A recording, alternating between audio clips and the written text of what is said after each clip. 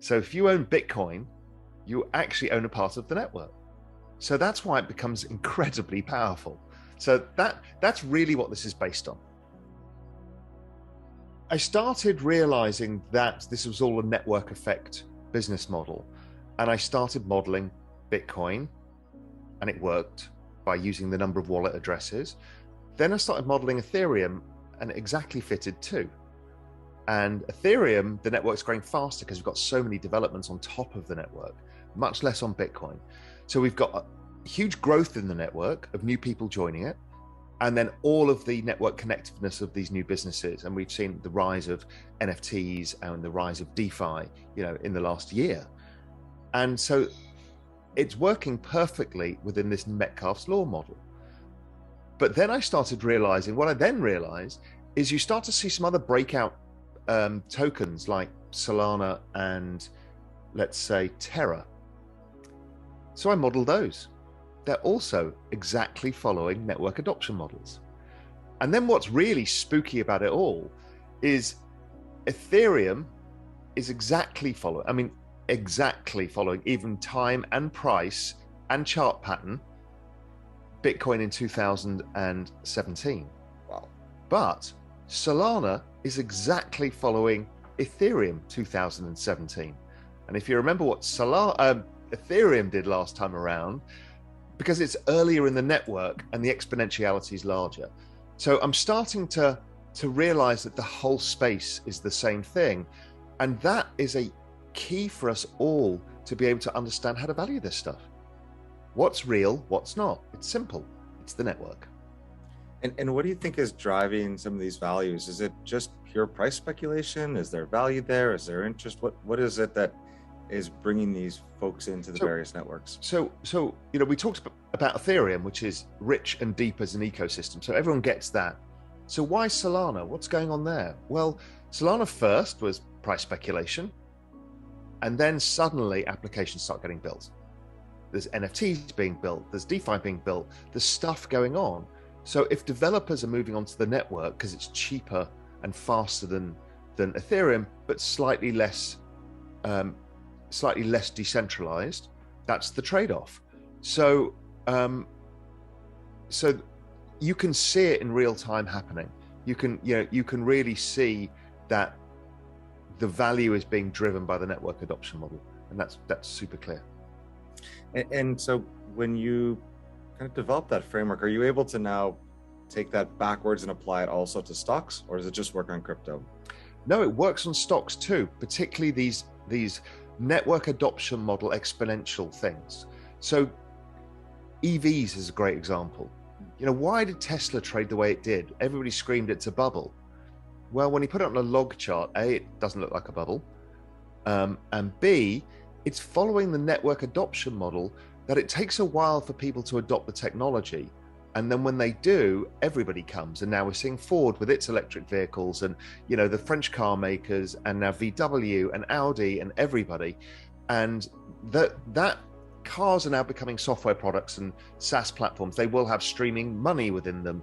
So you'll automatically engage with smart cities. So we don't even know what cars are going to be in the future. But we're seeing that whole model apply to all of this.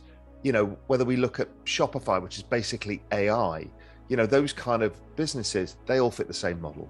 We see the same model fitting out, like genetic sciences reached its tipping point over COVID because the vaccine rolled out, which had been worked on for 20 years for different uses. Now it's being green lighted. So that same RNA vaccines will be rolled out everywhere.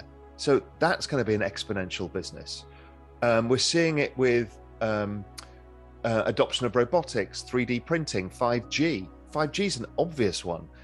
That's going to be exponential. So we will see this same business model absolutely everywhere, and it'll be the dominant business model of our times. And so much so that even within crypto, we're starting to see tokenization of communities. You can even think of Bitcoin as a tokenized community where people share the value of that hard money. And it's a community token in that respect. So tokenization creates these network adoption business models everywhere around communities. So We're seeing a wholesale change to the world, and you're seeing it in the outperformance of this kind of stuff versus value investing.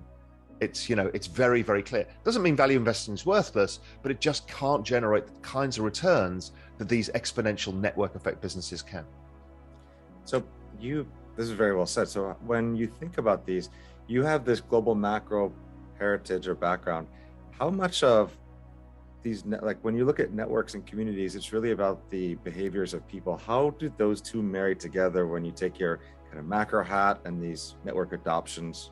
Does it help? Does it hurt? How does it work together? I think at first, most macro people didn't see it, and I didn't either. In fact, none of us really did, because these all look like bubbles. Most of us missed all of the FANG stocks because they always traded expensive. We thought this is faddy. We didn't understand the value of networks. So I think macro missed all of that. But last year, when these things started taking off, it started making us think, okay, what is going on here? And I really had to question my own belief system about mean reversion within markets, what it means, because network stocks tend to mean revert to the exponential moving average. They don't mean revert to the average, right? It's very different. Like natural gas prices are exploding right now as we're recording this, but we know they will implode because that's how commodities work, because demand is met by supply. Or if it's a supply restriction, more supply comes on. So it self-regulates. Doesn't happen with these stocks. So I started seeing it, and two factors were at play.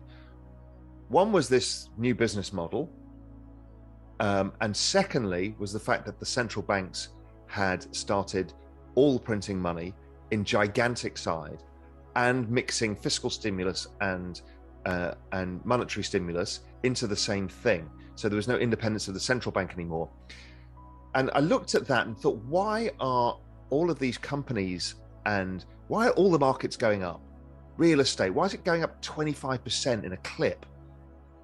And then I realized because the central bank balance sheet got up 25% in a clip.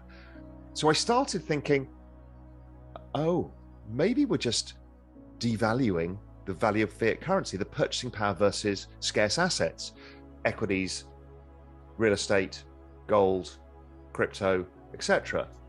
So then I started dividing these things by the Fed balance sheet.